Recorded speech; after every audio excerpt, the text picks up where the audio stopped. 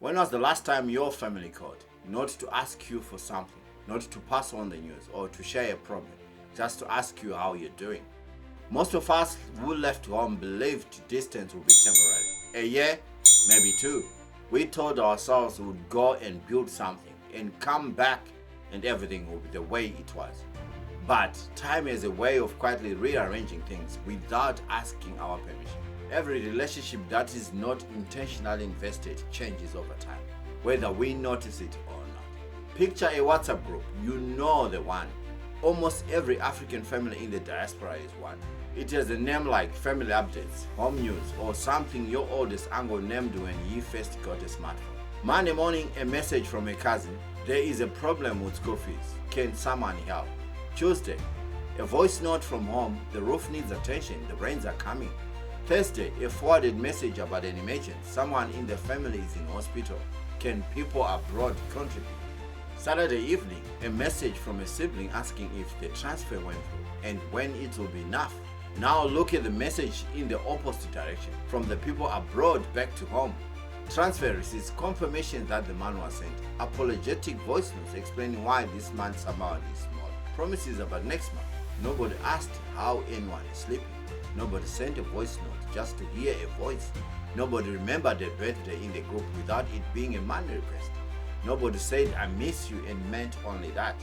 The group is active, but the relationship has quietly become transactional.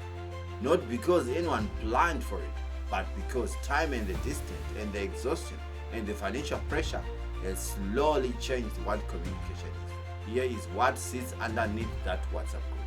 A collision between two entirely different ways of understanding life. Most Africans grew up inside a weak culture. Community was not an event you attended. It was the air you breathed. Cousins and neighbors and the woman down the road knew your full name, knew your mother's full name. People showed up without being invited because showing up was what people did. And then the diaspora entered the me culture, where people carry their burdens privately, where life is managed individually, where you can go 3 days without a meaningful conversation and nobody considers that unusual. The person abroad spends thousands of hours every year working alongside strangers in a system that rewards individual productivity and very little intentional time with the people they actually love. Time zones makes it harder. Work schedules makes it harder. Exhaustion makes it harder. And gradually the WhatsApp group becomes the relationship. And the WhatsApp group becomes about money. Money can replace presence for a while, but it can never replace a relationship. A relationship that runs only on financial transaction is not a relationship. It is an obligation. An obligation do not sustain people the way they want to be known, to be seen, to be loved. Every week contains 168 hours. How many of those are genuinely invested in your relationship? Not your responsibility, your actual relationships, the people behind the phone number. This week, call home, do not mention money. Just ask how they are sleeping. What has been the things that makes them laugh? What the weather has been like. Just send a voice note. That is just your voice saying I was thinking about you. Video call the children and read them something. Celebrate a birthday in the group with words, not just a transfer. Tell a story from where you were young. Pray together across the distance. Relationships are built through time.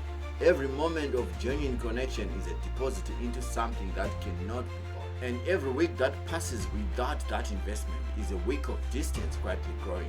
One day the man will stop. One day the job will end. One day the transfer will slow. The financial chapter will close the way every chapter eventually closes. And when that day comes, the question will not be how much you sent.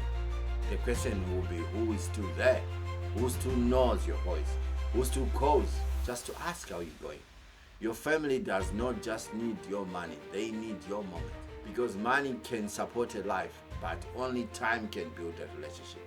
I'm Justice Chinorba, and remember, time